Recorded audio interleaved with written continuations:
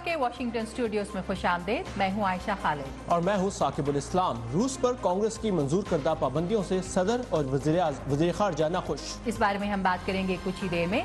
आज के शो में और क्या कुछ शामिल है, देखते हैं इसकी एक झलक। ये है वॉइस ऑफ अमेरिका की पेशकश व्यू 360। पाकिस्तान में तरक्याती मंसूबों के लिए मुख्तस फंड्स पर सवालिया निशान। अमेरिका में रवायती शादियों की शरह में कमी। नजर की ऐनक का मुतबादिल एक smartphone app. This is kind of high-end visual exercises. Pakistan में गुज़श्ता हफ्ते वज़ीर-ए-आज़म के ओहदे के लिए नवाज शरीफ को नाअहल करार देने के फैसले और उनके इस्तीफे के बाद पाकिस्तान के वज़ीर-ए-आज़म की उस फहरिस्त में एक और नाम का इजाफा हो गया है जो अपनी मुद्दत वज़ारत पूरी नहीं कर पाए। जहां अमेरिका में कई माहिरीन और सियासी रहनुमाओं को इस वक्त पाकिस्तान में इक़्तिदार की पुरअमन मुंतक़ली के हवाले से तशवीश है, वहीं पाकिस्तान के अंदर और बाहर कई हल्के एक नए वज़ीर-ए-आज़म के पुरअमन इंतखाब को पाकिस्तान के जमहूरी अमल के लिए खुश आइंद करार दे रहे हैं। नए वज़ीर-ए-आज़म के इंतखाब के बाद खुद पाकिस्तान के मुख्तलिफ हलकों की जानिब से इस पर रद्द अमल सामने आ रहा है। पाकिस्तान की मुख्तलिफ सियासी जमातों से ताल्लुक़ रखने वाले अवामी नुमाइंदे इस तब्दीली को कैसे देख रहे हैं, इसकी एक झलक देखिए जो तैयार की है हमारी इस्लामाबाद की टीम ने। सिटिंग गवर्नमेंट का आना मेरे ख्याल में एक नई कोई प्रेसिडेंट ये कायम करने जा रहे हैं जो कि एक अच्छा प्रेसिडेंट नहीं है। इस बात को मद्देनज़र रखते हुए कि अभी 45 दिन के बाद इनकी हुकूमत के टोटल मेरे ख्याल में 4 या 5 माह रह जाएंगे नए इलेक्शन से पहले और नए सेटअप जो इंटरम सेटअप के आने से पहले। तो उसके लिए इतनी एक्सरसाइज करना, इतना लंबा प्रोसेस करना मेरे ख्याल में बेहतर नहीं है। पाकिस्तान में एक जमहूरी अमल शुरू हुआ है और ये बड़ी खुशाइन बात है कि पाकिस्तान में इस वक्त जो एक छोटा सा वक्त गैप आया था उसको 4 दिन में मुकम्मल किया गया और शायद खाकान अब्बासी को prime minister of Pakistan majority vote से उनको इलेक्ट किया गया। ये जमहूरियत का हुस्न है कि अपोजिशन और गवर्नमेंट में मुकाबला होता है। अभी एक महीने किधर इधर से हटा है, ये भी एक कुव्वत की बात है कि 45 दिन के अंदर भी हम वज़ीर-ए-आज़म बना सकते हैं और 45 दिन के बाद भी। मुझे वो 40 दिन के लिए या 50 दिन के लिए नज़र नहीं आ रहे, मुझे वो नज़र आ रहे हैं एंड तक। जो उनके अच्छे काम होंगे उसमें हम पूरा सपोर्ट करेंगे, लेकिन अगर वो गलत जाएंगे हमारा काम है अपोजिशन और हम वो करेंगे। पाकिस्तान तहरीक इंसाफ की MNA नफीसा खट्टर कह रही थी कि वो और उनकी जमात नए वज़ीर-ए-आज़म की पॉलिसीज़ पर नज़र रखेगी, जबकि दूसरी तरफ अपोजिशन जमातों की जानिब से हुकूमत की कारकर्दगी पर नज़र रखना जमहूरियत के लिए बेहद अहम है। अगर मौशी पॉलिसीज़ की बात करें तो पाकिस्तान के नए वज़ीर-ए-आज़म शाहिद खाकान अब्बासी ने अपने इंतखाब के फ़ौरन बाद कहा है कि मौशी पॉलिसियों का तसलसल जारी रखना उनकी तरजीह होगी। ताहम पाकिस्तान की मौशी पॉलिसीज़ पर नज़र रखने वाले बहुत से माहिरीन इस तरीक़ेकार से खुश नहीं जिससे पाकिस्तान में तरक्याती मनसूबों पर काम होता है। ये शिकायत आखिर है क्या, आइए देखते हैं इस्लामाबाद से हमारे साथी मोहम्मद इश्तियाक की इस रिपोर्ट में। पाकिस्तान में हालिया बरसों के दौरान तरक्याती मंसूबों के लिए मख्तस रकम में मुसलसल इजाफा देखा गया है और रवां माली साल के दौरान मुल्क की तारीख में पहली मरतबा 1000 अरब रुपए तरक्याती मंसूबों या पब्लिक सेक्टर डेवलपमेंट प्रोग्राम के लिए रखे गए। दूसरी जाने मुआशी सूरत हाल में कदरे बेहतरी के बावजूद अब भी बजट खसारे को पूरा करने के लिए बैनुल अक़वामी इदारों से पाकिस्तान को कर्ज लेना पड़ता है। इन हालात में बाज़ औक़ात तरक्याती मंसूबों के लिए रखे गए वसाइल उन मंसूबों या मुल्की ज़रूरियात को पूरा करने के लिए मुंतकिल कर दिए जाते हैं जिन्हें हुकूमत अपनी तरजीह समझती है। जो प्रॉब्लम है वो ये है कि बहुत से प्रोजेक्ट्स जो पिछले अभी ख़त्म नहीं हुए थे, कैरी फॉरवर्ड जिनको हम कहते हैं, वो चल रहे हैं और उसके साथ नए प्रोजेक्ट शुरू हो गए। तो उसका जो खमियाजा होता है वो ये होता है कि कोई भी प्रोजेक्ट को पाया तकमील तक नहीं पहुँच पा रहा होता। मुल्क के कबायली इलाकों में दहशत गर्दी और इसके खिलाफ किए जाने वाले फौजी ऑपरेशंस के बायस लाखों अफराद को नकल मकानी करनी पड़ी।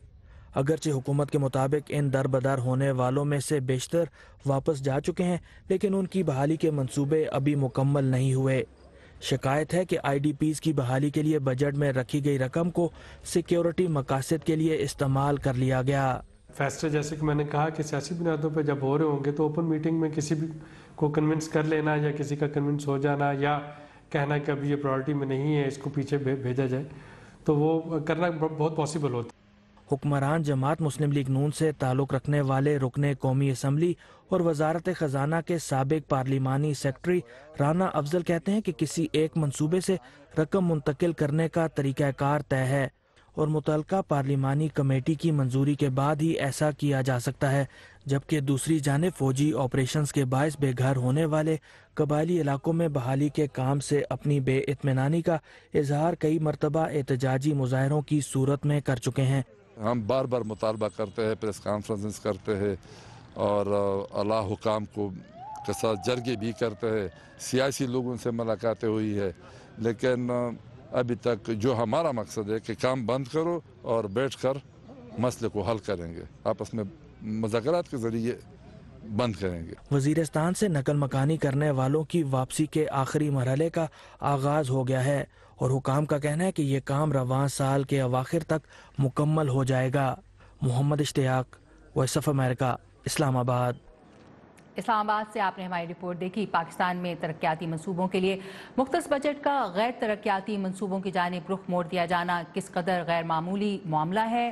اور عائشہ، اس کے علاوہ نیو یارک کے کریڈٹ ریٹنگ ایجنسی موڈیز نے پاکستان میں آنے والی سیاسی تبدیلیوں کے پیش نظر خدشہ ظاہر کیا ہے کہ اس سے ملک کی معاشی اور ترقیاتی پالیسیز پر منفی اثرات مرتب ہو سکتے ہیں۔ اس سب پر بات کرنے کے لیے ہمارے ساتھ اسٹوڈیوز میں موجود ہیں عزیر یونس، جو معاشی مشاورت فراہم کرنے والے ایک ادارے آل برائٹ اسٹون برج گروپ کی انڈیا اور ساؤتھ ایشیا پریکٹس سے منسلک ہیں۔ ان کا کام خطے میں اپنے کلائنٹس کو طویل مدت کی ترقی کے لیے مشاورت فراہم کرنا ہے۔ Welcome to our studios Uzair. تو عزیر، بات شروع کرتے ہیں کہ جو پاکستان میں ترقیاتی منصوبوں کے لیے فنڈ مختص کیے جاتے ہیں ان کو دوسرے پروجیکٹس پر لگا دیا جانا معاشی کارکردگی پیمانے پر کیسے نظر آتا ہے اور اس کے کیا اثرات مرتب ہو سکتے ہیں اکانومی پر؟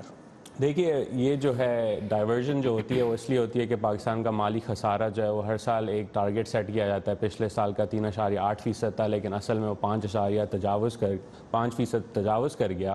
اور جب یہ ہوتا ہے تو آپ نے ڈائیورژن کرنی ہوتی ہے فنڈز کی، تو حکومت کی جو ترجیحات ہیں، روڈ بنانا، سڑکیں بنانا، وہ اس پہ تو فنڈز دے دیتے ہیں، لیکن جو وزیرستان میں جو آئی ڈی بیز ہیں ان کے لیے جو فنڈز ہیں وہ جو ہیں وہاں سے پیسے نکال کے دوسری چیزوں کی طرف استعمال کیے جاتے ہیں، اور یہ پاکستان کی مالی خسارے کی وجہ سے ہی یہ چیز کرنی پڑتی ہے حکومت کو۔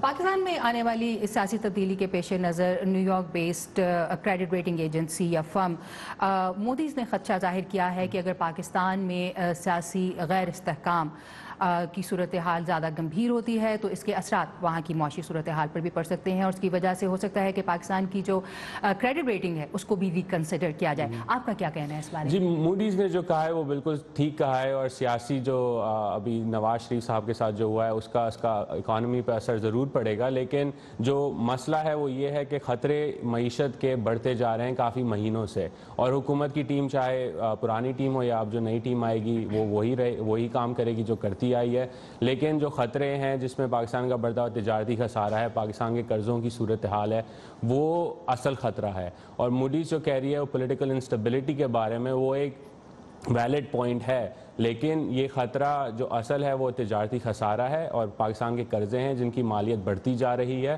اور جب تک اس چیز کو حکومت غور سے نہیں دیکھے گی تب تک پاکستان کی معیشت کو خطرہ رہے گا۔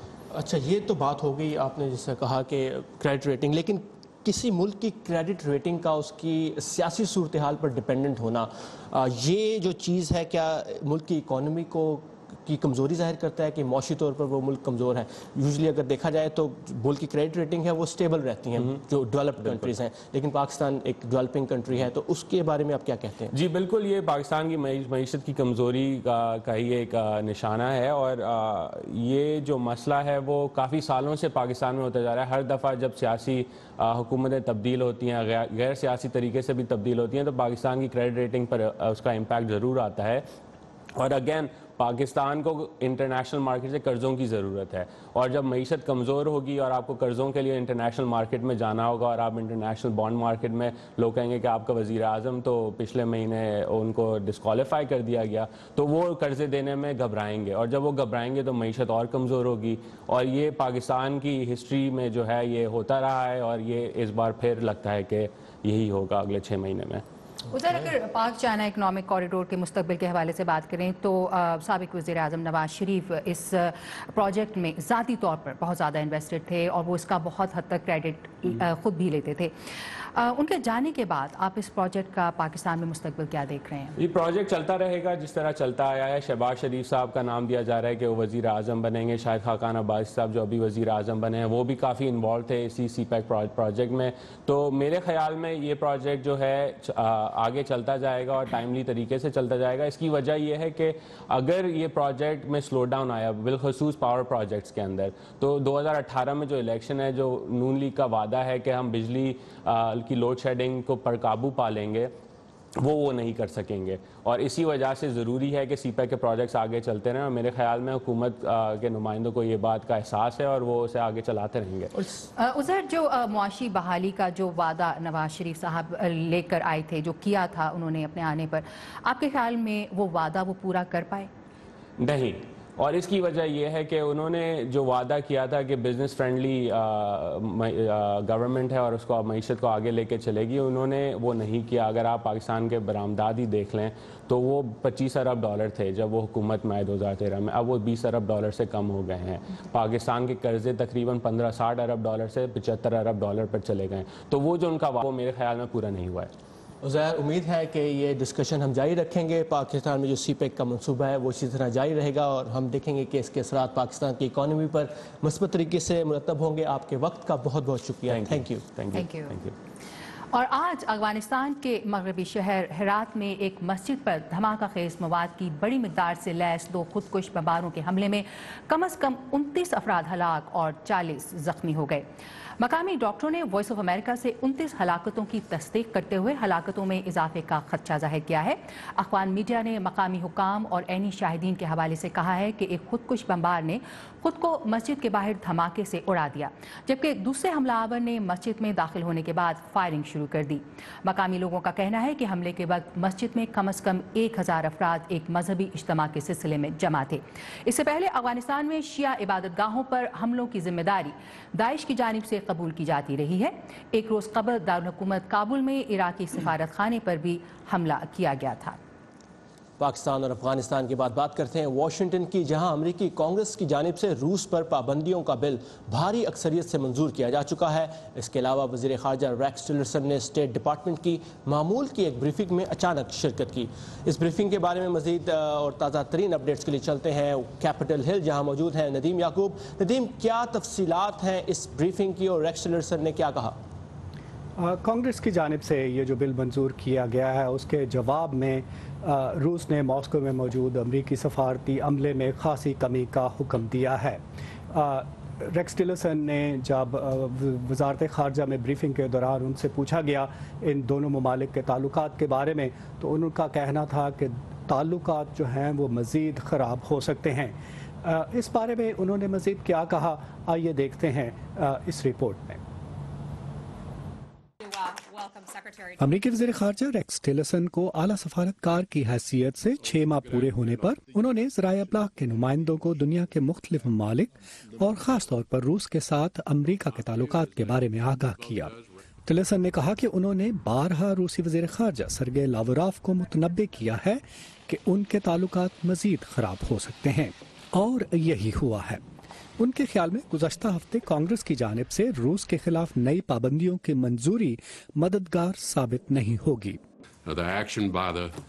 अब कांग्रेस ने जिस तरह रूस के खिलाफ पाबंदियां लगाई हैं, इस बारे में सदर और ना ही मैं ज्यादा खुश हैं। हम बिल्कुल वाज़ेह थे कि इससे हमारी कोशिशों को कोई फायदा ना होगा, मगर ये उनका फैसला है और मेरा ख्याल है कि सदर को ये फैसला मंजूर है और लगता है कि वो इस पर दस्तखत भी कर देंगे और फिर हम हालात के मुताबिक काम करेंगे। गुज़श्ता रोज जॉर्जिया के दौरे के दौरान अमरीकी नायब सदर माइक पेंस ने रूस के पड़ोसियों को यकीन दहानी कराते हुए जरा मुख्तलिफ लहजा अपनाया। हमारी वाबस्तगी के सबूत के तौर पर सदर ट्रंप रूस के खिलाफ पाबंदियों को सख्त करने की गर्ज से नए कानून पर दस्तखत करेंगे। अमेरिका रूस के साथ बामी ताउन और मुश्तरका मफादात पर मबनी तामीरी ताल्लुकात का ख्वाह है। ताहम सदर और कांग्रेस रूस को दिए जाने वाले पैगाम पर यकजा है। ان پابندیوں کو ہٹانے کے لیے روس کو وہ اقدامات واپس لینے ہوں گے جن کی وجہ سے یہ تعزیرات لگائی گئی ہیں۔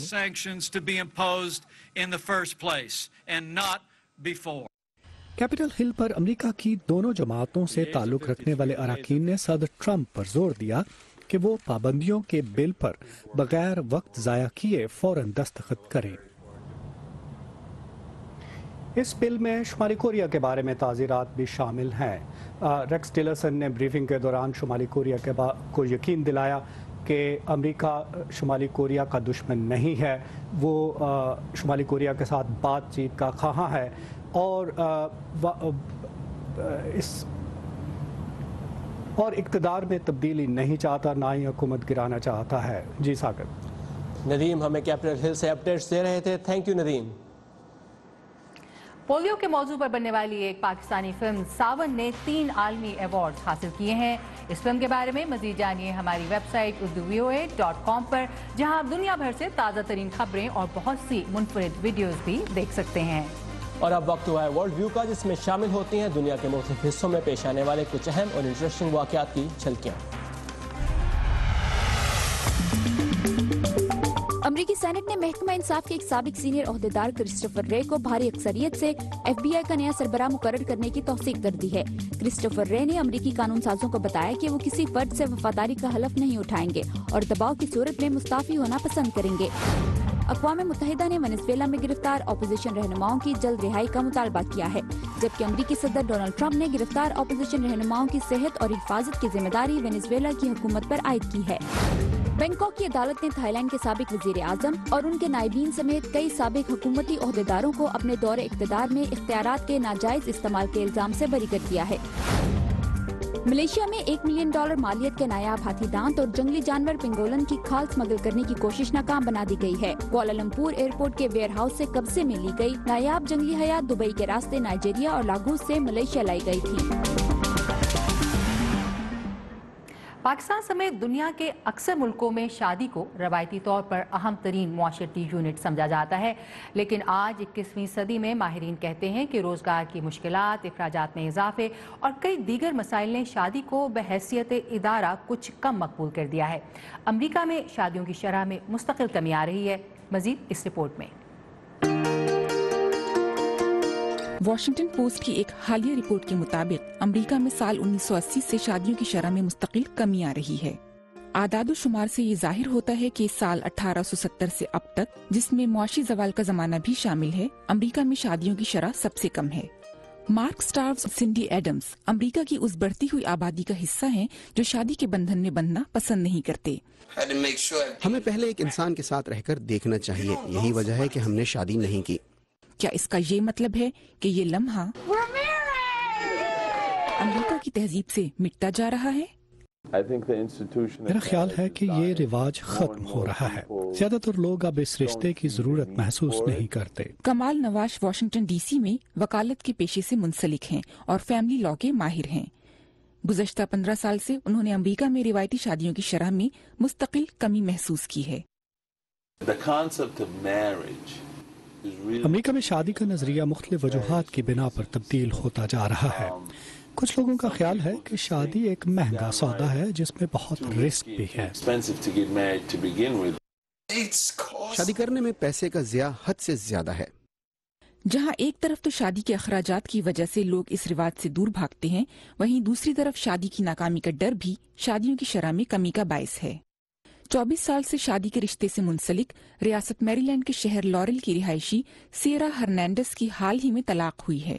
وہ اپنی شادی کی ناکامی کی وجہ خود کو قرار دیتی ہیں۔ اس میں بہت درد ہے، یہ بہت کٹھن ہے، بہت کٹھن۔ آپ چاہتے ہیں کہ کاش آپ اس لمحے کو واپس پا سکیں جہاں آپ اس رشتے کو سدھار سکتے تھے، لیکن اب بہت دیر ہو چکی ہے۔ لیکن اب بھی امریکن معاشرے میں کامیاب شادیوں کی بھی کمی نہیں ہے۔ میری لینڈ کے رہائشی رون اور کیرولین گزشتہ 56 سال سے شادی کے رشتے سے منسلک ہیں۔ شادی کا مطلب ہے وفاداری. مجھے شادی کے رشتے میں بے وفائی پسند نہیں. مجھے یاد ہے جب ہم جوان تھے میں ان سے کہتی تھی کہ اگر تمہاری زندگی میں کوئی اور ہے تو مجھے بتا دینا, میں تمہیں کسی اور کے ساتھ بانٹ نہیں سکتی. ایک چیز جس نے ہم دونوں کو اتنے سال ساتھ رہنے میں مدد دی ہے وہ ہے ان کی باکسنگ.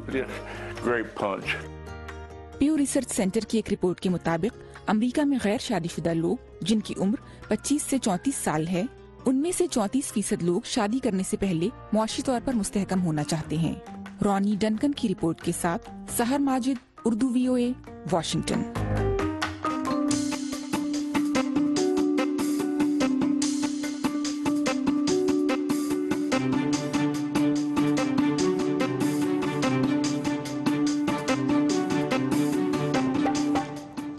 میڈیکل سائنس کا کہنا ہے کہ اگر آپ کی عمر 40 سال سے زیادہ ہے تو ہو سکتا ہے کہ آپ کو پڑھنے والی اینک کی ضرورت پڑتی ہو, لیکن اگر آپ اینک نہیں لگانا چاہتے تو آپ اخبار یا کتاب کو ذرا دور رکھ کر پڑھنے کی کوشش کر سکتے ہیں. لیکن اب آپ اسمارٹ فون کی ایک ایسی ایپ بھی ڈاؤن لوڈ کر سکتے ہیں جس کے ذریعے آپ کا دماغ واضح طور پر قریب سے دیکھنے کی مشق کر سکتا ہے. دیکھتے ہیں اس رپورٹ میں. گلاسز آف ایپ کو استعمال کرنے کے لیے نظم و ضبط کی ضرورت ہوتی ہے. اس کے لیے 2 سے 3 مہینے تک ہفتے میں 3 بار روزانہ 15 منٹ کے لیے اس کی ٹریننگ کرنا ہوتی ہے. کمپنی کے شریک بانی شائے نوویک کا کہنا ہے کہ یہ آسان نہیں ہے.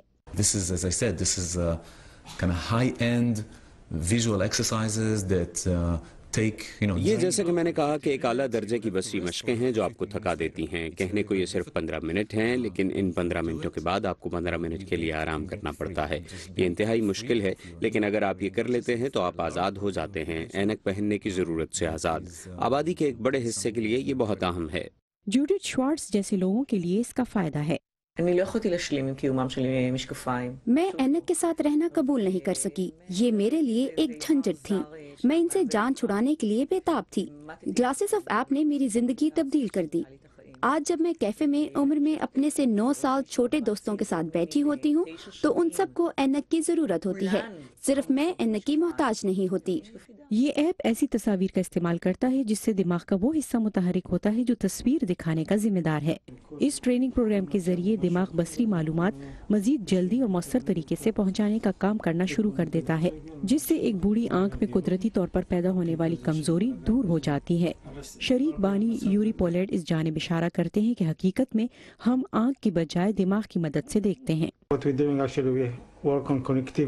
ہم حقیقت میں کیا کرتے ہیں کہ ہم نیورونز کے درمیان رابطے کا کام کرتے ہیں. ہم نیورونز کی صلاحیت میں اضافہ کرتے ہیں تاکہ ہر چیز زیادہ کارگر اور تیز ہو. اس کی بدولت دماغ ایک وقت پر زیادہ تصاویر دیکھ سکتا ہے اور آپ اسی دوران مزید یہ عمل دہرا سکتے ہیں. یہ مزید باصلاحیت ہوگا. ابھی تک 1 ملین لوگوں نے اس ایپ کو ڈاؤن لوڈ کیا ہے اور کمپنی کا منصوبہ ہے کہ وہ اس پروگرام کو مزید بہتر کرے تاکہ اسکول کے بچے, ایتھلیٹ اور فوجی اس کا استعمال کر سکیں. فیڈ لیپیڈرز کی رپورٹ کے ساتھ نیلوفر مغل, اردو VOA. بہت انٹرسٹنگ. اور جناب ایک چھوٹا سا ڈسکلیمر کہ پیکیج کے شروع میں ثاقب نے آپ سے کہا کہ اگر آپ کی عمر 40 سال ہو اور اس کے بعد 40 سے اوپر اگر آپ کی عمر ہو تو ہو سکتا ہے کہ آپ کو نظر کی اینک کی ضرورت پڑ جائے, لیکن بعض لوگوں کو, ثاقب جیسے لوگوں کو 40 سے پہلے ہی یہ ضرورت پیش آ جاتی ہے. یہ جو صرف ایک فیشن سٹیٹمنٹ ہے, لیکن اچھی بات یہ ہے کہ اسمارٹ فون جیسے انہوں نے گھڑی, کیلکولیٹر, GPS اور کریڈٹ کارڈ کی جگہ لی تھی, لگتا ہے کہ اب اینک بھی اتر جائے گی. بالکل. اور یہ ایپ جو ہے کیونکہ اسمارٹ فونز پر اویلیبل ہوتا ہے تو ہم آپ کو بتاتے چلیں کہ پاکستان میں اس سال اسمارٹ فونز کی تعداد جو ہے وہ 4 کروڑ تک پہنچ جانے کا امکان ہے. تو اینک والوں کا بزنس جو ہے وہ کم ہونا شروع ہو جائے گا ہوپفلی. یہ تھا آج کا ویو 360. آپ کی فیڈ بیک کا ہمیں انتظار رہے گا. اس کے لیے آئیے ہمارے فیس بک پیج پر facebook.com/VOA Urdu اور ہمیں بتائیے کہ آپ اس شو میں کیا دیکھنا چاہتے ہیں. کل اسی وقت اسی جگہ آپ سے پھر ملاقات ہوگی. Have a nice evening.